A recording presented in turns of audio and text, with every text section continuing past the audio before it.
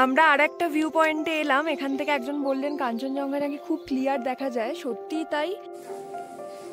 নিজেরাই ড্রেস পরে নিল, সোয়েটার পরছে, স্কুল ড্রেস এটা ওদের।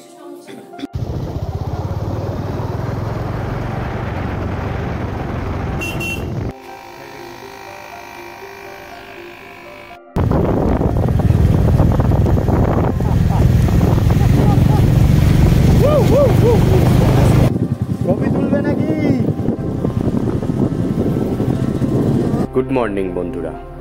কাঞ্চনজঙ্ঘা দেখার শখ কার না থাকে, তাও আবার যদি সেটা হয় ধোত্রে, পেলিং বা সান্দাকফুর কাছ থেকে। কালকের বৃষ্টির পর অনেকটা আশাহত হয়ে গেছিলাম, কিন্তু আজ সকালে রোদ উঠতেই যে এত ভালো ভিউ পাবো তা ভাবিনি। ওপরলা আমাদের নিরাশ করেনি।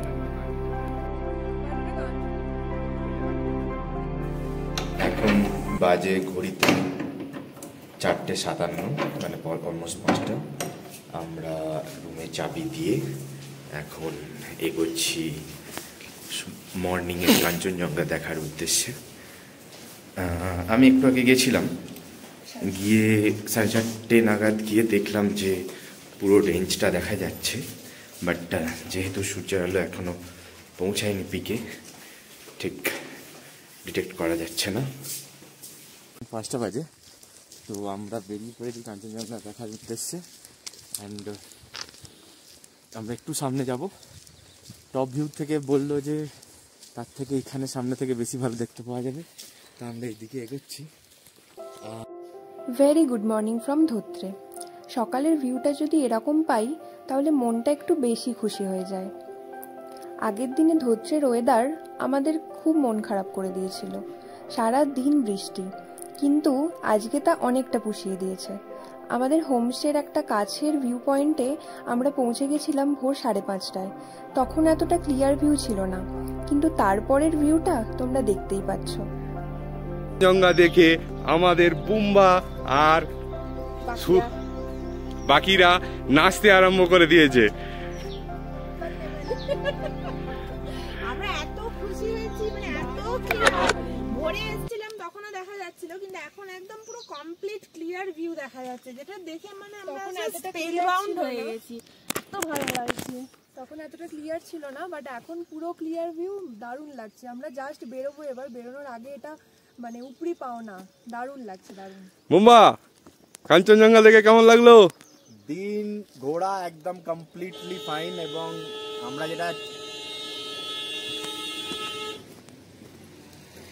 আমরা আজকে সব পেয়ে গেলাম।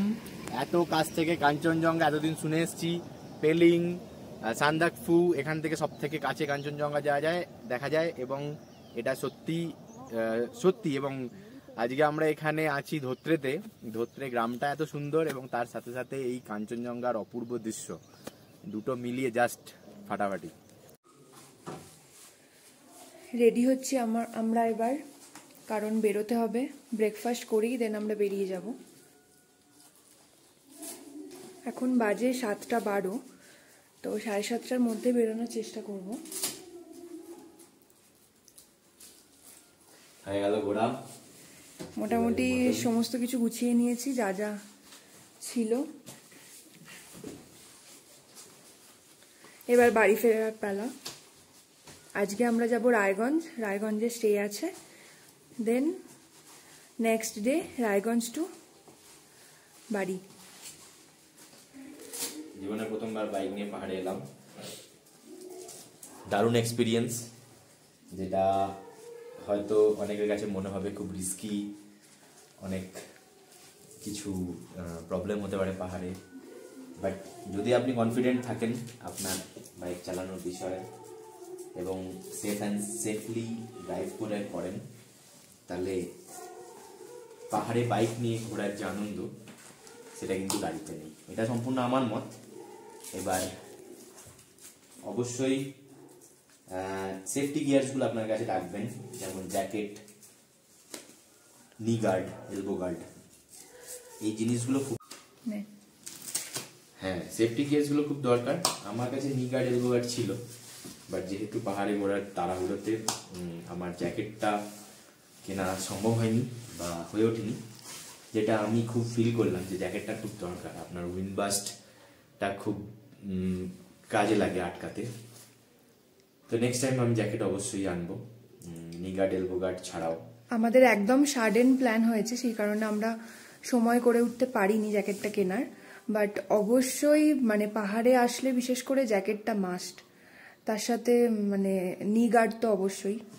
সেফটি গিয়ার্স অলওয়েজ ক্যারি করতে হবে এবং সেফ অ্যান্ড সাউন্ড ভালো হেলমেট, অবশ্যই হেলমেট, সেফটি গিয়ার্স এগুলোর দিকে বেশি ধ্যান দেবেন এবং নিজের উপর কনফিডেন্স রাখবেন। কিছু কিছু রুলস আছে বাইক চালানোর যেগুলো মেনটেন করতে হয়, যেমন পাহাড়ে কোনোদিন আপনি চাইবেন না যে জোরে গাড়ি চালাতে, বা আপনি পারবেনও না সেটা চালাতে, এবং সবসময় সেকেন্ড গিয়ার, থার্ড গিয়ার বা ফার্স্ট গিয়ারের মধ্যেই গাড়ি আপনাকে চালাতে হবে। ম্যাক্সিমাম স্পিড কত ছিল তোমার সেটা বলে দাও। ম্যাক্সিমাম স্পিড আপনার 30 থেকে 40-এর মধ্যে মেনটেন করার চেষ্টা করবেন, বা তার থেকে কম হলে আরো ভালো। টার্নস অলওয়েজ হর্ন দিয়ে টার্নগুলো নেবেন, এবং কিছু কিছু শার্প টার্ন থাকে, কিছু কিছু ইউ টার্ন থাকে, পিন পয়েন্ট টার্ন থাকে, তো সেগুলোকে ঠিকঠাক মতন নিজের কনফিডেন্সে সেগুলো বেরোতে হবে। দেখা যাক, নেক্সট আরো রাইড করার ইচ্ছা আছে আপকামিং ডেজে, অ্যান্ড দেখি কতদূর কি হয়। এখন বেরোই।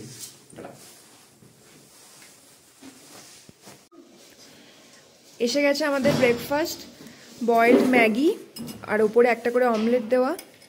আমরা সসও নিয়েছি, সস দিয়ে খাবো বলে। কেমন ম্যাগি? ম্যাগিটা দারুণ, আর তার সাথে একটা ফ্রাইড এগ আছে, আলাদা করে আমরা ভাজিয়েছি ডিমটাকে, সুন্দর লাগছে, ভালো লাগছে। এগুলো না খেলে পাহাড় ঘোরা অসম্পূর্ণ। আমাকে এটা দিন। এই যে পুচকু উঠে গেছে, এই পুচকুটা গায়ের ওপর না উঠে পড়ে। পুচু কিচ্ছু করবে না, থাক না। क्या लगा, कैसा लगा सर? अभी ये हमारा गूगल है, गूगल में अभी सेव कर दीजिए, रिमूव कर दीजिए, ठीक है रिमूव कर दीजिए। अभी ये फर्स्ट का এই नंबर है, এই বিড়ালটাই হোমস্টেতেই থাকে। सेकंड का नंबर है, পুচকু বিড়াল খুব দুষ্টুমি করে সারাদিন, এদিক ওদিক দৌড়ে বেড়ায়। भाई और बेटी का नंबर में व्हाट्सएप है, मेरा नंबर में नहीं है, इनकमिंग आउटगोइंग सिर्फ है। আমাকে দেখছে। আমরা এখন ফুললি রেডি, এবার স্টার্ট করব আমাদের জার্নি টুয়ার্ডস রায়গঞ্জ। তো মোটামুটি লাগেজ টাগেজ সব হয়ে গেছে, গাড়িতে বাঁধা।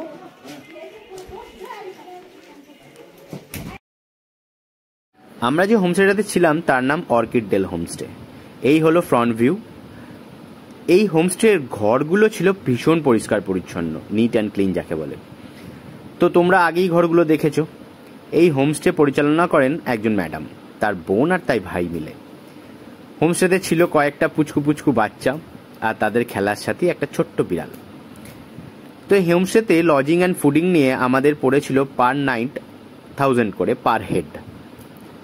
তো এত কম কেন, তার পেছনে একটাই রিজন, খাবারের মান যদি তোমাদেরকে বলি তাহলে খুব একটা ভালো ছিল না, তবে রুম এবং থাকা এগুলো ছিল খুবই ভালো। একটু আগে ক্যারাটে ড্রেস পরা যে কিডসগুলোকে দেখলে তারা কিন্তু এসেছিল ক্যাম্পিংয়ে। তো তারাও টংলু অবধি কিছুটা ট্রেক করেছিল, তারপর যে যার হোমস্টেতে ফিরে গেছে এবং তাদের সঙ্গে গাইডও আছে। তো আজকে আমাদের ফেরার পালা। আজকে আমরা হয়তো পুরোটা ফিরতে পারবো না, তাই ডিসাইড করেছি আমাদের নেক্সট হল্ট হবে রায়গঞ্জে, যেখানে আমরা নাইটটা স্পেন্ড করব। তারপরের দিন আমরা সেখান থেকে বৈদ্যবাটিনা রওনা দেব। তো এই প্রথমবার পাহাড়ে জার্নি করে আমার তো অনেক কিছু অভিজ্ঞতা সঞ্চয় হলো, কিন্তু আমার জন্য আগে যে আরও কিছু অপেক্ষা করছে সেটা আমার জানা ছিল না। ঘটল বিপত্তি, হলো টায়ার পাঞ্চার। ইনফ্লেটার দিয়ে যখন বেরোনোর সময় চেক করেছিলাম তখনই মনে হয়েছিল হাওয়াটা অনেকটাই কমে গেছে, যেটা সাধারণ নয় বা ন্যাচারাল ব্যাপার নয়। কারণ কালকে আমার টায়ারের যে প্রেশার ছিল, এয়ার প্রেশার, তো সেই এয়ার প্রেশার আজকে অনেকটাই কম। তাও ইনফ্লেটার দিয়ে টায়ারটা ফুল করে 37 করে আমি বেরিয়ে পড়েছিলাম, কিন্তু রাস্তায় মনে হলো হাওয়াটা যেন খুবই কমে গেছে, তাই দাঁড়াতে বাধ্য হলাম। বাইক চেকিংয়ে দেখা গেল আমার একটা এক্সিস্টিং লিকের জায়গা থেকেই হাওয়া বেরোচ্ছে। তো কুছ পরোয়া নেই, আমাদের সাথে ছিল inflator and tyre puncture kit, দাদা টায়ার পাঞ্চার কিট এনেছিল, আমি এনেছিলাম ইনফ্লেটার। তো সেই দুটোর সাহায্যে আমার এই গাড়ির টায়ারটার লিকটা সারানো সম্ভব হলো। এই যে এখন ভিক্টর দা আমার টায়ারের লিকটা সারাচ্ছে। তো এখানে তোমাদেরকে একটা কথাই বলার, বাইকের অ্যাক্সেসরিজ বাকি যা নেবে তার সঙ্গে কিন্তু এই অ্যাক্সেসরিজগুলো মাস্ট। তোমার টায়ার ইনফ্লেটার বা এই টায়ার পাঞ্চার কিট তোমাকে তখনই সাহায্য করবে যখন তোমার চারপাশে কোনো দোকান থাকবে না, কোনো কিচ্ছু থাকবে না। এবং আমার এমনই একটা জায়গায় হয়েছিল, সেখানে আমারও সেম অবস্থা, আমার চারপাশে কিচ্ছু ছিল না। তো যাই হোক, এইগুলোই বলে অ্যাডভেঞ্চারাস ট্রিপ।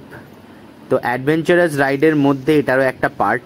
তো এগুলোকে দেখে ভয় পেয়ে গেলে হবে না, এগুলোকে নিয়ে সাথে নিয়েই চলতে হবে, কারণ এগুলো বাইক ট্রিপের একটা অঙ্গ বলতে পারো। কারণ তোমার বাইক আছে, যে কোনো সময় যে কোনো কিছু হতে পারে।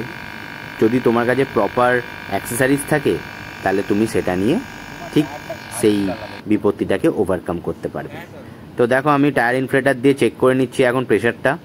তো আমার মোটামুটি এখানে টায়ার পাঞ্চারটা সারানো হয়ে গেছে, ভিক্টর দা সারিয়ে দিয়েছে। এবং পাশের জায়গা থেকে আমরা একটা সাবান জল করে নিয়েছিলাম, সেটা দিয়ে আমরা চেক করছিলাম যে টায়ারে আর কোথাও থেকে লিক হচ্ছে কিনা। বাট না, আর কোনো জায়গা থেকে লিক হয়নি। যাই হোক, বাইক রাইড মানেই অ্যাডভেঞ্চার, আর অ্যাডভেঞ্চার করতে গিয়ে একটু প্রবলেম আসবে না তা তো হয় না। আর প্রবলেম মানেই তো তার সলিউশন আছেই।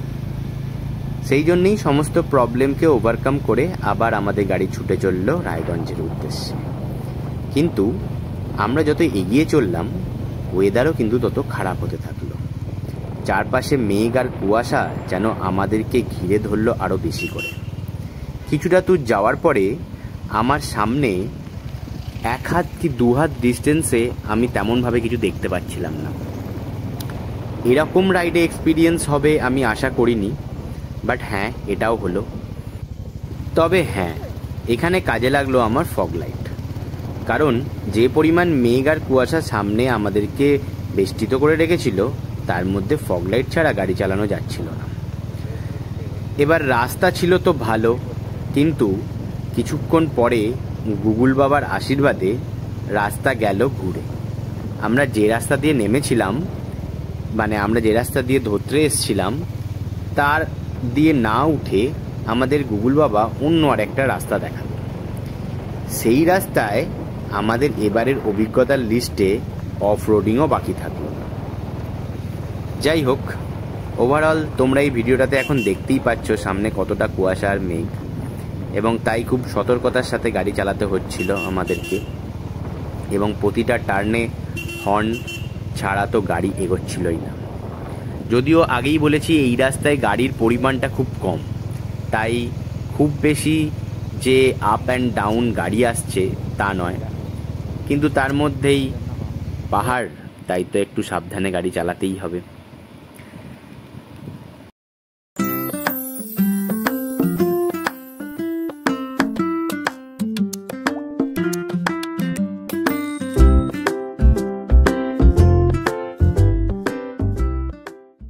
তবে একটা কথা না বলে থাকতে পারছি না, ধত্রেতে এসে এই বাইক রাইডের সাথে সাথে কাঞ্চনজঙ্ঘার যে অপরূপ দৃশ্যটা দেখতে পেয়েছি সকালে, তা কিন্তু ট্রিপটা পুরোপুরি কমপ্লিট করে দিয়েছে। আমরা ভাবিনি যে কাঞ্চনজঙ্ঘার এত ভালো ভিউ আমরা পাবো। কারণ অন্যদিকে বাড়িতে ফোন করে জানতে পারলাম রুমেল বেশ ভালোই তাণ্ডব চালিয়েছে ওখানে। এখানেও কিছু দূর এগোনোর পরে বৃষ্টি আমাদের পিছু ছাড়েনি, তাই অগত্যা তাকে সঙ্গে নিয়েই চলতে হয়েছিল। তবে একটা কথা তোমাদের না বলে থাকতে পারছি না, এই মেঘ কুয়াশা ঘেরা রাস্তার মধ্যে দিয়ে যখন বাইকটা চালাচ্ছি না, তখন মানে যে কি রকমের অভিজ্ঞতা সঞ্চয় করেছি তা একমাত্র আমার নিজের মধ্যেই আছে। ভয়, উত্তেজনা সব কিছু নিয়ে একটা মিলেমিশে একাকার রকমের অভিজ্ঞতা আমার মধ্যে সঞ্চয় হয়েছিল।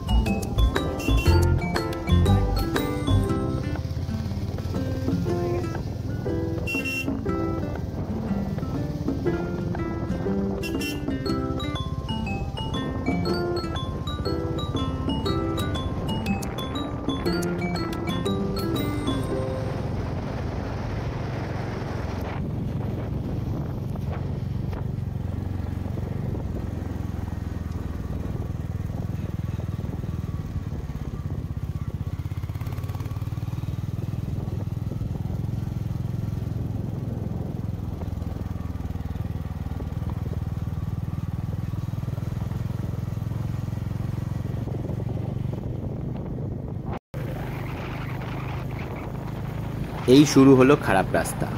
আসলে রাস্তায় চলছিল কাজ, তাই দুধারে পাথর ফেলে রাস্তাটাকে বাড়ানো হচ্ছিল। আর তার মধ্যে অফরোডিংয়ের এক্সপিরিয়েন্স পেয়ে গেলাম আমরা। মানে এই রাইডটা আমার কাছে চিরস্মরণীয় এই কারণে হয়ে থাকবে, প্রথম কথা তো এটা আমার পাহাড়ের প্রথম রাইড, তার মধ্যে আর কিছু বাকি নেই পেতে। ইনক্লাইন, ডিক্লাইন, অফরোডিং, বৃষ্টি, মেঘ, কুয়াশা সব কিছুর মধ্যে দিয়ে মোটামুটি আমি বাইক চালিয়ে ফেলেছি। এবার যদি খুব ঝেপে বৃষ্টি আসে, সেটার মধ্যেও একটা আলাদা অভিজ্ঞতা হয়ে যাবে। আর হ্যাঁ, ভগবান হয়তো ওপর থেকে আমার এই কথাগুলোকে শুনছিল, তাই বৃষ্টিকেও বাধা দেয়নি আমার অভিজ্ঞতার লিস্টে সামিল হতে।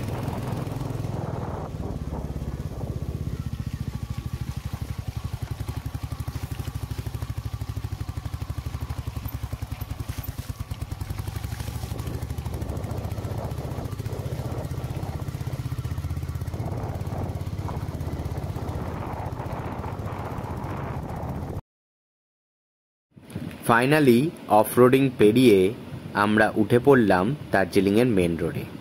আমরা অ্যাকচুয়ালি কার্শিয়াং হয়ে আজকে ফিরবো, সেরকমই প্ল্যান করেছি, তাই এই রোড ধরেই আমাদের ফিরতে হবে শিলিগুড়ি। দার্জিলিং মেন রোডে উঠে যাওয়ার পরেই রাস্তা আর ফাঁকা থাকেনি, কারণ অনেক অনেক পর্যটক এসছে, কেউ এসছে বাইক নিয়ে, কেউ এসছে গাড়ি নিয়ে, কারণ এই গরমে আমাদের ওখান থেকে সবাই পালাতে চেয়েছে। তাই পালিয়ে আর আশ্রয় পাবে কোথায়? সবই উত্তরবঙ্গে। তো আমরা একে একে লেপচা জগতের ওপর দিয়ে পেরোচ্ছিলাম।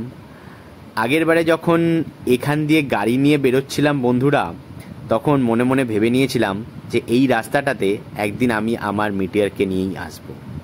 যা ভাবা তাই কাজ, আজকে যেন স্বপ্ন পূরণ হলো।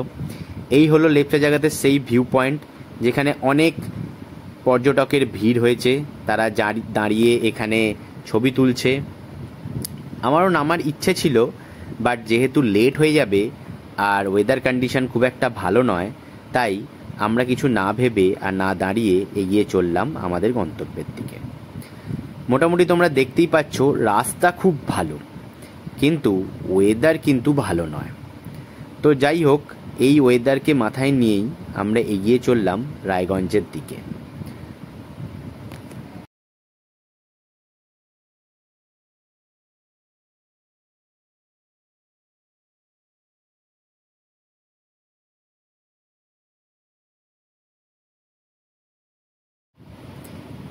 অ্যাজ ইউজুয়াল যেতে যেতে শুরু হলো বৃষ্টি, আর সেই বৃষ্টির মধ্যে ঘুম স্টেশনের কাছাকাছি এসে আমরা পড়লাম জ্যামে।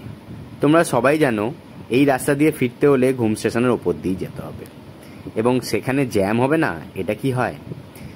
এই হলো বৃষ্টির মধ্যে গাড়ি চালানোর অভিজ্ঞতা। তবে একটা কথা না বলে থাকা গেল না, সব অভিজ্ঞতাই কিন্তু লাইফে একটা লেসন দিয়ে যায়, এবং সেই লেসনগুলো মনে রেখে নেক্সট ট্রিপে কাজে লাগানোটাই আমার ছিল মেন উদ্দেশ্য। এতক্ষণের বৃষ্টিটা তেমন যেন গায়ে লাগছিল না, কিন্তু কিছুক্ষণ যাওয়ার পরেই বৃষ্টির পরিমাণটা জোরে এলো, এবং তাই ঠিক করলাম গাড়ি কোথাও একটা দাঁড় করিয়ে রেনকোট পরে নিতে হবে, কারণ না হলে জ্যাকেট ভিজে যাবে। তাই একটা শেল্টার খুঁজে আমরা যে যার রেনকোট পরে নিলাম। আমাদের পেয়েছিল খুব খিদেও, কারণ সকালবেলা ওই শুধুমাত্র ম্যাগি আর ডিম ভাজা খেয়ে বেরিয়েছিলাম, তাই কোথাও একটা দাঁড়িয়ে ভাবলাম একটু কিছু ব্রেকফাস্ট বা ভারী আহার করতে হবে, কারণ যে পরিমাণ বৃষ্টি পড়ছে তাতে মেঘ আর কুয়াশার পরিমাণ ক্রমাগত বেড়ে যাচ্ছে। তাই ঠিক করলাম কোথাও একটা দাঁড়িয়ে কিছু একটা খেতে হবে।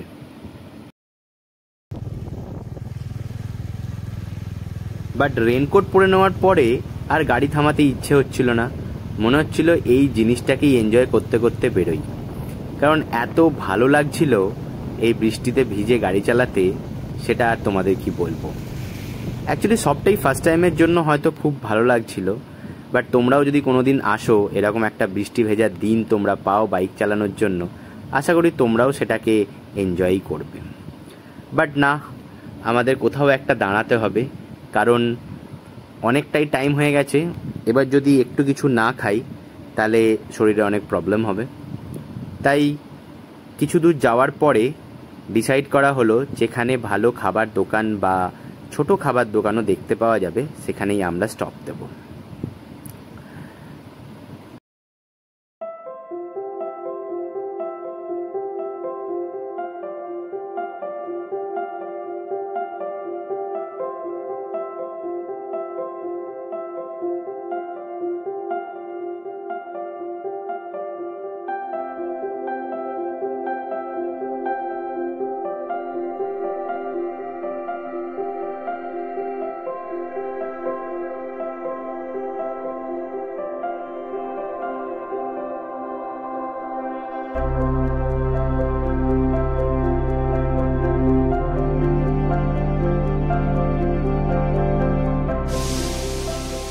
বাইরে ঝমঝমিয়ে বৃষ্টি হচ্ছে, তার মধ্যে আমরা ঢুকেছি একটা ক্যাফেতে। আমরা এই ক্যাফেতে আজকে দাঁড়িয়েছি, এখান থেকে শিলিগুড়ি 40 কিলোমিটার দূরে। এই ক্যাফেতে দাঁড়ানোর একটাই কারণ, আমরা সকাল থেকে যেভাবে রাইড করে এসেছি তার মধ্যে অফ রোডিং, ওয়াটার ক্রসিং কিচ্ছু বাদ যায়নি, ইনক্লাইন স্টিপ। তো আমার প্রথমবার পাহাড়ে এসে যে অভিজ্ঞতাটা সঞ্চয় হলো মানে সেটা বর্ণনাতীত। মানে এই অভিজ্ঞতা আমি এই যে বলছি তাতেও কিন্তু শেয়ার হবে না, একমাত্র রাইডিং সিটে বসেই এই অভিজ্ঞতা অর্জন করা সম্ভব। বাট আমার লাইফের এটা এখন প্রথম ট্রিপ বাইকে এবং আমার লাইফের সেরা ট্রিপ। তো আমাদের এই ক্যাফেতে দাঁড়িয়ে আমরা কিছুটা আগে চা খেয়েছি এবং চায়ের পর আমরা ওয়াই অর্ডার করেছি, ড্রাই ওয়াই। তো সেইটা খেয়ে আমরা আবার শিলিগুড়ির উদ্দেশ্যে রওনা দেবো। আর আমরা যে আসছিলাম আস্তে আস্তে রাস্তায় এত ফগ, সেই ফগের মধ্যে দিয়ে আসতে যেমন ভয়ও লাগছিল তেমনি আনন্দ হচ্ছিল। তো দুটো একসাথে হচ্ছিল, মানে কি বলবো বলে বোঝানো যাচ্ছে না। আমার পেছনে বসেছিল, তো সে তো খুব ভয় পাচ্ছে আমি ঠিকঠাক চালাতে পারবো কিনা, বাট আমি এখন চালিয়ে এসেছি এবং আগেরটাও চালিয়ে নেব। তো দেখা যাক পরে শিলিগুড়ি পৌঁছে কেমন থাকে। আমাদের টার্গেট রায়গঞ্জ, আর কালকে আমাদের রায়গঞ্জ থেকে বাড়ি ফিরতে হবে ঐক্যবাটি। তো সেই কারণে আমরা এখানে খাওয়া দাওয়া করেই আবার বেরিয়ে যাব। বেরিয়ে আমরা পৌঁছাবো শিলিগুড়ি, সেখানে হয়তো কিছু টুকটাক খাওয়া দাওয়া করে রওনা দেবো রায়গঞ্জ।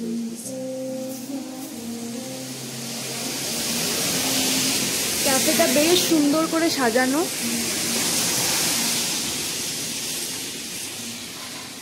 প্রচন্ড ফগ চারদিক। এই যে দুটো বাইক রাখা, এটা একটা আর একটা ওইদিকে আছে। এই যে view point homestay and restaurant.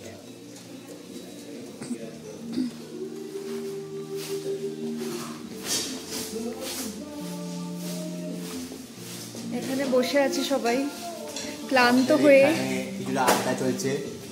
আমরা সবাই একটু দুশ্চিন্তায় আছি, নামবো কীভাবে বাইক চালাবো। তো চিন্তা নেই, চালিয়ে ফেলবো। এতদিন যখন চালিয়ে এসেছি বাকিটাও চালিয়ে ফেলবো।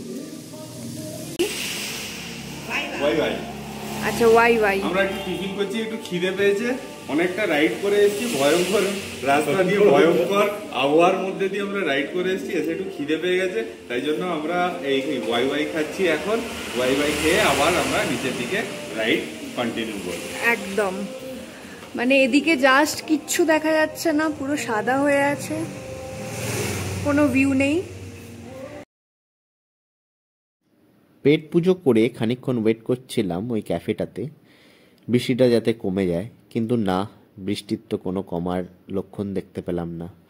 তাই অগত্যা গাড়ি নিয়ে আবার বেরিয়ে পড়লাম, কারণ আমাদের রায়গঞ্জ পৌঁছতেই হবে আজকে যে করে হোক। শুনছিলাম শিলিগুড়ির দিকে বৃষ্টি নাকি কম হচ্ছে, তবে আমরা তো শিলিগুড়ি থেকে এখনো 50 কিলোমিটার দূরে আছি। তাই আমরা আস্তে আস্তে বেরিয়ে পড়লাম শিলিগুড়ির উদ্দেশ্যে। কিন্তু ভগবান আমাদের ওয়েদার কিন্তু অনেকটা ভালো, এদিকে যেটা বুঝতে পারছি বৃষ্টি হয়নি, তাই মোটামুটি ক্লিয়ার দেখাও যাচ্ছে ভিউ।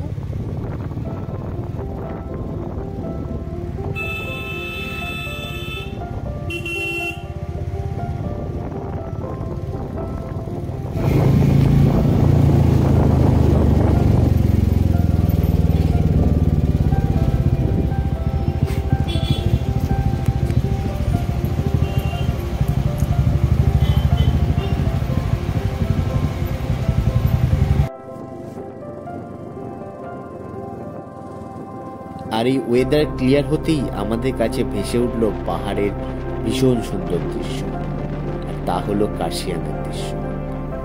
মনে হলো যেন নিজের ওপর থেকে মেঘের আস্তরণকে সরিয়ে রেখে আমাদের কাছে নিজেকে মেলে ধরেছে। তোমরাই দেখো, বিস্তীর্ণ চায়ের বাগান আর তার পেছনেই বিস্তীর্ণ পাহাড়, এ যেন মুখে বোঝানো সম্ভব।